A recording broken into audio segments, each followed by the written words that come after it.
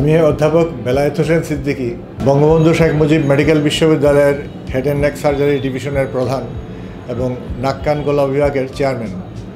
আমি আজকে কথা বলবো বাংলাদেশে হেড অ্যান্ড নেক সার্জারির সম্বন্ধে, হেড অ্যান্ড নেক ক্যান্সার সম্বন্ধে। হেড অ্যান্ড নেক ক্যান্সার বলতে একটা গ্রুপ অফ ডিজিজ বোঝায়।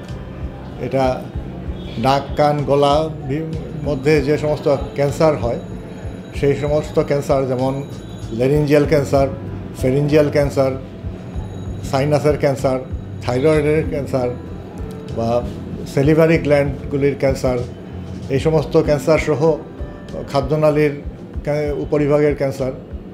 তারপর আরও কিছু রেয়ার ক্যান্সার আছে, যেমন সার্কোমা বা লিম্ফোমা, এই সমস্ত বিষয়। এইগুলিকে একত্রে হেড অ্যান্ড নেক ক্যান্সার বলে। কাজে এটা একটা কোনো স্পেসিফিক ডিজিজ না, এটা অনেকগুলি ক্যান্সারের একটা সমন্বিত নাম, হেড অ্যান্ড নেক ক্যান্সার। তো এই ক্যান্সারগুলিকে একসাথে একটি গ্রুপবদ্ধ করা হয়, এটা সমগ্র দুনিয়াতেই এইভাবেই গ্রুপবদ্ধ করা হয়। তার কারণ এগুলির যে উপসর্গ, মানে এইগুলির যে সাইন সিমটম, সেগুলি মূলত একই ধরনের, কিন্তু এগুলির চিকিৎসা এবং এগুলির যে চিকিৎসার ফলাফল বা পরিণতি, সেটার মধ্যে ভিন্নতা আছে। তো হেড অ্যান্ড নেক ক্যান্সারের যে মূল উপসর্গগুলি আমাদের মধ্যে দেখা যায়, তার মধ্যে গলার স্বর ভেঙে যাওয়া, গলায় কাটা কাটা লাগা, অনেক সময় অনেক রোগী কমপ্লেইন করে, সে যেমন এটাকে আমরা ফরেন বডি সেন্সেশন বলি। তারপর নাক থেকে সর্দির সাথে রক্ত মিশানো সর্দি পড়া, গলায় ফুলে যাওয়া বা গলায় খাবার মানে গিলতে অসুবিধা হওয়া, গলায় ব্যথা হওয়া, বা কন্টিনিউয়াস যদি 3-4 সপ্তাহ পর্যন্ত কাশ থাকে, মানুষের কাশি হয়, সেটাকেও একটা উপসর্গ বলা হয়, ধরা হয়।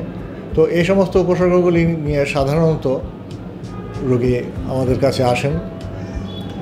কিন্তু একটা জিনিস মনে রাখতে হবে যে এইগুলি থাকলেই যে গলায় ক্যান্সার হয়ে গেছে এটা বলা যাবে না।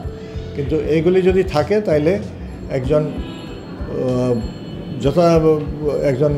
নাক কান গলা বিশেষজ্ঞকে দেখিয়ে এটা নিশ্চিত হওয়া দরকার যে সেই ধরনের কোনো সম্ভাবনা আছে কি না। হেড অ্যান্ড নেক ক্যান্সার বাংলাদেশের প্রেক্ষিতে একটা অত্যন্ত বড় সমস্যা, কারণ বাংলাদেশে একটা স্ট্যাটিস্টিক্সে দেখা যায়, যেমন যতগুলি নতুন ক্যান্সার বাংলাদেশে হয় তার মধ্যে 35%, মানে 100 জনের মধ্যে 35 জনই হেড অ্যান্ড নেক ক্যান্সারে ভোগেন। কাজে এই যে সমস্যার বিশালতা, এটা বুঝতে হবে এবং সেই অনুযায়ী এর প্রতি যে গুরুত্ব দিতে হবে। তো এইগুলি এই সমস্ত উপসর্গ নিয়ে যখন রোগী আমাদের কাছে আসেন, নাক কান গলা বিশেষজ্ঞের কাছে, তখন তার প্রথম দায়িত্ব হয় যে এটা ডায়াগনোসিস করা। তো ডায়াগনোসিস করার জন্য যে প্রথমে প্রাথমিক কিছু পরীক্ষা করা হয়, সেটা খালি চোখেই করা হয়। পরবর্তীতে বিভিন্ন ধরনের এন্ডোস্কোপি করা হয়, যেমন ফাইবার অপটিক এন্ডোস্কোপি অথবা রিজিড এন্ডোস্কোপি করা হয় অজ্ঞান করে। এই সমস্ত এন্ডোস্কোপির মাধ্যমে সেই যেখানে যে ক্যান্সার, সন্দেহজনক ক্যান্সার থাকে, সেখান থেকে একটা মাংসের টুকরা নিয়ে পরীক্ষা করা হয়, সেটাকে বলা হয় বায়োপসি। সেই বায়োপসির মাধ্যমে কনফার্ম করা হয় যে একজন মানুষের ক্যান্সার আছে কি না। হেড অ্যান্ড নেক ক্যান্সারের যে উপসর্গগুলি বললাম, সেইগুলি নিয়ে যখন একজন রোগী আমাদের কাছে আসেন, সাধারণভাবে বাংলাদেশের নাক কান গলা চিকিৎসক যারা, তারাই এই রোগের ডায়াগনোসিস করেন এবং চিকিৎসা দিয়ে থাকেন। তবে আরেকটা সুপার স্পেশালিটি আছে, হেড অ্যান্ড নেক সার্জারি। সেটা নাক কান গলা বিভাগেরই একটা সুপার স্পেশালিটি। তো সেটাতে খুব অল্প পরিমাণ মানে বেশ গুটি কয়েক ডাক্তার আছেন বাংলাদেশে। তো সেটার প্রয়োজন নাই, যে কোনো একজন নাক কান গলা চিকিৎসকের কাছে গেলেই তারা এটা ডায়াগনোসিস করতে পারবেন। তো ডায়াগনোসিসের জন্য যে টুলসগুলি ইউজ করা হয় তার মধ্যে প্রথমে খালি চোখে বিভিন্ন ধরনের পরীক্ষা করা হয়। কিছু ইনস্ট্রুমেন্ট দিয়ে, তারপরে কিছু রেডিওলজিক্যাল ইনভেস্টিগেশন করা হয়, যেমন সিটি স্ক্যান, এমআরআই, এসব কিছু বায়োকেমিক্যাল পরীক্ষাও করা হয়, এবং সবশেষে যেটা করা হয় যে এন্ডোস্কোপি দিয়ে ক্যান্সারটাকে কোথায় ক্যান্সারটা অবস্থিত মানে লোকেট করা হয়, এবং সেখান থেকে একটা সন্দেহজনক এরিয়া যেটা, সেখান থেকে একটা মাংসের টুকরা নিয়ে পরীক্ষা করা হয়, সেটাকে বায়োপসি বলা হয়। সবশেষে এন্ডোস্কোপির মাধ্যমে বিভিন্ন ধরনের এন্ডোস্কোপ দিয়ে ক্যান্সারের যে কোথায় অবস্থান সেটা শনাক্ত করা হয়, এবং সেই জায়গায় সন্দেহজনক এলাকা থেকে একটা মাংসের টুকরা নিয়ে বায়োপসি করা হয়, প্যাথোলজিক্যাল পরীক্ষা করা হয়, সেটাকে বলা হয় বায়োপসি। সেই বায়োপসিতে যদি কনফার্ম হয় ক্যান্সার, তখনই সেটাকে ক্যান্সার হিসাবে চিকিৎসা করার শুরু হয়। তো এই ক্যান্সারের মধ্যে বিভিন্ন ধরনের ক্যান্সার হয়, যেমন আমরা প্রথমেই বলছি যে ক্যান্সারের অবস্থানগতভাবে একটা ক্লাসিফিকেশন করা হয়, যেমন এটা কোথায় অবস্থান, সেটা লেরিংসের মধ্যে হতে পারে, খাদ্যনালীর মধ্যে হতে পারে, ফেরিংসে হতে পারে, নাকের পিছনে নেজোফেরিংসে হতে পারে, সাইনাসের মধ্যে হতে পারে, বা থাইরয়েডের ক্যান্সার হতে পারে, সেটা একটা জিনিস। আবার প্যাথোলজিক্যাল দিক থেকে এটাকে যেমন স্কোয়ামাস সেল কার্সিনোমা, এডিনোকার্সিনোমা, বা অন্যান্য ক্যান্সার যেমন সার্কোমা, লিম্ফোমা, এসবও হতে পারে। তো সেটা কী ধরনের হয় সেটা বা সেই রিপোর্ট অনুযায়ী তখন চিকিৎসা করা হয়। তো চিকিৎসার মধ্যে মূলত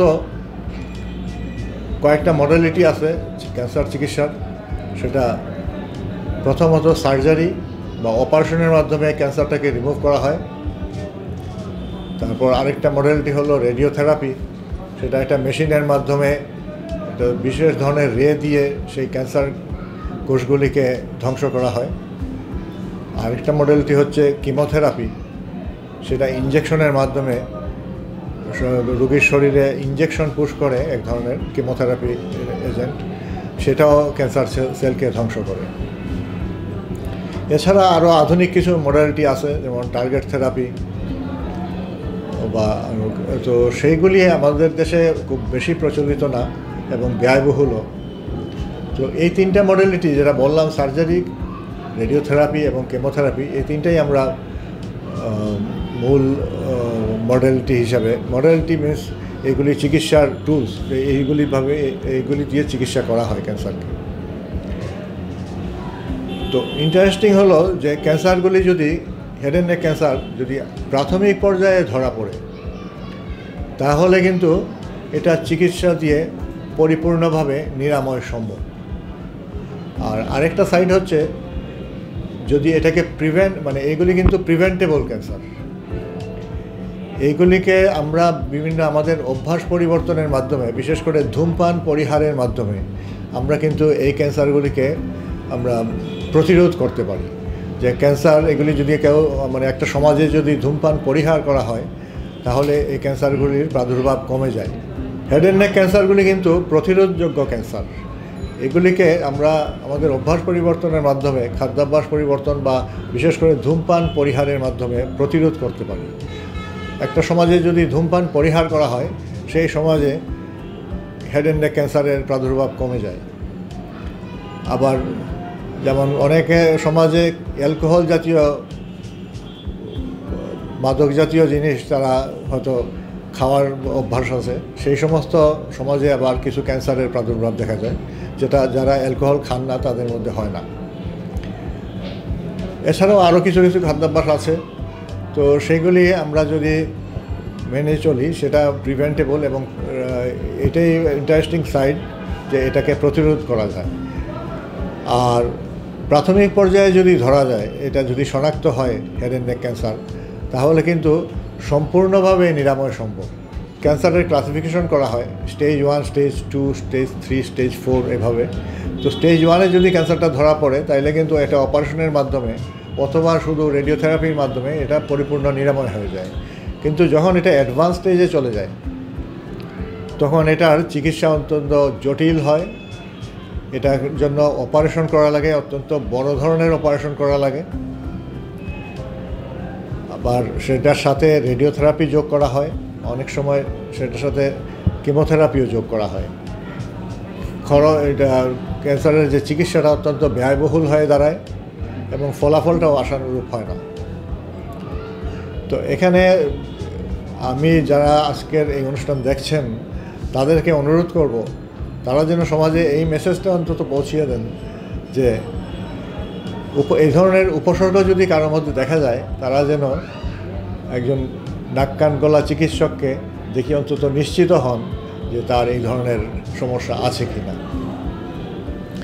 বাংলাদেশের প্রেক্ষিতে আমি বলবো যে বঙ্গবন্ধু শেখ মুজিব মেডিকেল বিশ্ববিদ্যালয় এর যে সমস্ত হেড অ্যান্ড নেক ক্যান্সারের যে সমস্ত চিকিৎসার প্রয়োজন তার প্রত্যেকটি বিদ্যমান।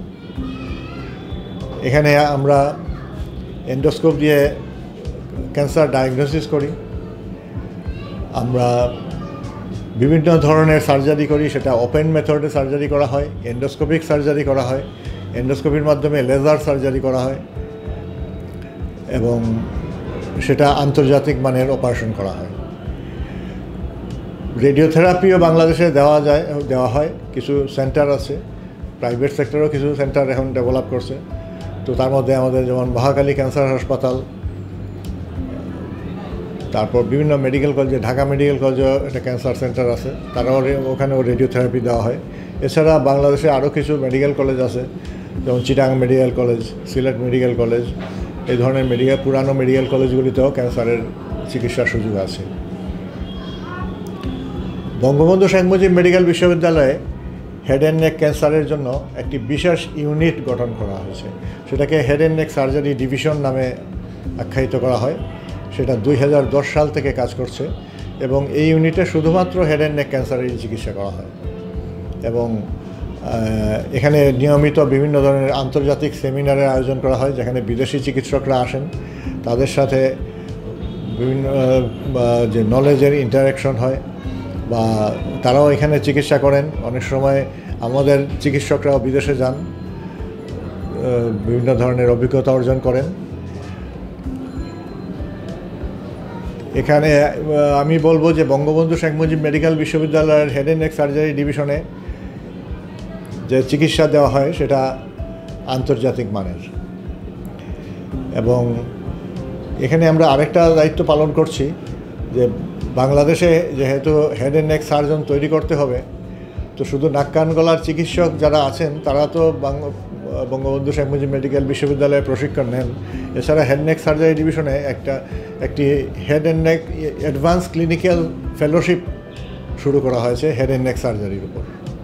সেখানে শুধুমাত্র হেড অ্যান্ড নেক সার্জারির উপরই প্রশিক্ষণ দেওয়া হবে কিছু উন্নত মানের নাক কান গলা বিশেষজ্ঞ যারা, তাদেরকেই শুধুমাত্র, এবং তারা একসময় সুপার স্পেশালাইজেশন অর্জন করবেন এবং তারা আন্তর্জাতিক মানের চিকিৎসক হবেন।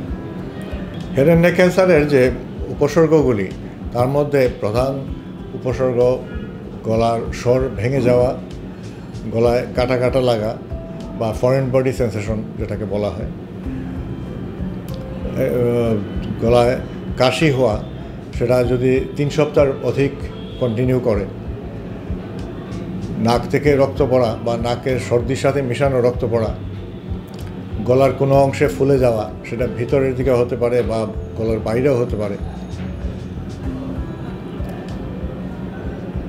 এই সমস্ত উপসর্গগুলি মূলত হেড অ্যান্ড নেক ক্যান্সারের উপসর্গ। তবে একটা জিনিস মনে রাখতে হবে যে এই উপসর্গগুলি দেখা দিলেই যে গলায় ক্যান্সার হয়ে গেছে এটা মনে করার কোনো কারণ নাই। এটা যা করতে হবে তা হচ্ছে একজন চিকিৎসকের শরণাপন্ন হতে হবে। একজন চিকিৎসক, কোয়ালিফাইড চিকিৎসক যারা আছেন, তারা উপজেলা স্বাস্থ্য কমপ্লেক্সেও আছেন বা বিভিন্ন জেলা হাসপাতালে আছেন, তাদের কাছে গেলে তারা ঠিক করবেন যে এটা নাক কান গলা চিকিৎসকের কাছে রেফার করা প্রয়োজন কিনা, এবং তারা যদি বলেন তাহলে অবশ্যই একজন নাক কান গলা বিশেষজ্ঞকে দেখাতে হবে। নাক কান গলা বিশেষজ্ঞরা এখন বিভিন্ন জেলা হাসপাতালেও আছেন এবং মেডিকেল কলেজগুলিতে নাক কান গলা বিভাগে গেলে নাক কান গলা চিকিৎসকের দেখা পাওয়া যাবে। এছাড়াও বিভিন্ন প্রাইভেট চেম্বারে তারা প্র্যাকটিস করেন। তো নাক কান গলা চিকিৎসক যদি প্রয়োজন মনে করেন, উনি একটি সিস্টেমের মাধ্যমে এটাকে ডায়াগনোসিস করার চেষ্টা করবেন, যেটা আমি আগেই বললাম। যে প্রথমে কিছু পরীক্ষা করবেন খালি চোখে, তারপরে হয়তো কিছু রেডিওলজিক্যাল পরীক্ষা করবেন, সিটি স্ক্যান, এমআরআই এসব, তারপরে কিছু বায়োকেমিক্যাল পরীক্ষাও করা হয়, রক্ত পরীক্ষা করা হয়, এবং সর্বশেষে এন্ডোস্কোপি মাধ্যমে এটাকে লোকেট করে বায়োপসি করা হয়। হেড অ্যান্ড নেক ক্যান্সার নিয়ে অযথা ভীত হওয়ার কোনো প্রয়োজন নাই, কারণ এইটা কোনো কমিউনিকেবল ডিজিজ না, এটা ছোঁয়াচে রোগ না যে একজনের থেকে আরেকজনের হয়ে যাবে, এরকম রোগ না। এবং এটা সবসময় যে ফ্যামিলির মধ্যে থাকবে তারও কোনো নিশ্চয়তা নাই। এটা যে মার থাকলে মেয়ের হবে বা বাবার থাকলে ছেলের হবে, এটারও কোনো খুব বেশি বাস্তব ভিত্তি নাই। তো প্রয়োজন যেটা, সেটা হচ্ছে সচেতনতা। আপনার যদি এ ধরনের কোনো উপসর্গ হয় বা আপনার আশেপাশে কাউকে এই ধরনের উপসর্গে ভুগতে দেখেন, তাকে শুধু একবার একটু পরীক্ষা করিয়ে নেওয়া উচিত। এবং পরীক্ষায় যদি ধরা পড়ে ক্যান্সার, তাতেও আমি যেটা বললাম যে যদি প্রাথমিক পর্যায়ে ধরা পড়ে, এটা পরিপূর্ণভাবে নিরাময় হয়ে যাবে। T1 স্টেজে বা স্টেজ 1-এ যদি ধরা পড়ে, তাহলে এটা নিরাময় হয়ে যাবে যদি প্রপার চিকিৎসা দেওয়া যায়। পরিশেষে আমি বলবো যে হেড অ্যান্ড নেক ক্যান্সার যে প্রতিরোধযোগ্য ক্যান্সার, এবং আমরা যেন ধূমপান পরিহার করে চলি। আমাদের খাদ্যাভ্যাসের মধ্যে আমরা যেমন অতিরিক্ত মশলাযুক্ত খাবার, এগুলি পরিহার করতে হবে। অ্যালকোহল জাতীয় খাবার থেকে নিজেদেরকে দূরে রাখতে হবে। এই সমস্ত জিনিসের মাধ্যমে আমরা এই হেড অ্যান্ড নেক ক্যান্সার প্রতিরোধ করতে পারি। আর উপসর্গগুলি সম্বন্ধে যদি আমরা সচেতন হই, তাইলে আমরা ক্যান্সারের যে ক্ষতিকর যে আফটার ইফেক্ট বা একটা লং টার্ম ইফেক্ট থাকে, সেইগুলিও আমরা অ্যাভয়েড করতে পারবো। আমরা যদি প্রাথমিক পর্যায়ে চিকিৎসা হয়, সেটা নিরাময় হয়ে যাওয়ার সম্ভাবনাই অধিক। এবং আরও যেটা আমি বলবো সেটা হচ্ছে যে ক্যান্সার যাই হোক, সেটার পরিপূর্ণ চিকিৎসা বাংলাদেশে বিদ্যমান, এবং সেটা সেই চিকিৎসা আন্তর্জাতিক পর্যায়ের। বঙ্গবন্ধু শেখ মুজিব মেডিকেল বিশ্ববিদ্যালয়ে একটি বিশেষ বিভাগ তৈরি হয়েছে এই head neck surgery, head neck ক্যান্সারের চিকিৎসার জন্য। যে কেউ চিকিৎসকের মাধ্যমে রেফার হয়ে অথবা সরাসরিভাবে বঙ্গবন্ধু শেখ মুজিব মেডিকেল বিশ্ববিদ্যালয়ের হেড অ্যান্ড নেক সার্জারি ডিভিশনের সাথে যোগাযোগ করতে পারেন। সেটা নাক কান গলা বিভাগের বহির্বিভাগে আসলেই তারা সেখানে কিভাবে যোগাযোগ করতে হবে তার একটা ধারণা পাবেন, এবং সেখানে যদি যোগাযোগ করেন, আশা করি সেটা একটা ভালো চিকিৎসা এনশিওর করা যাবে।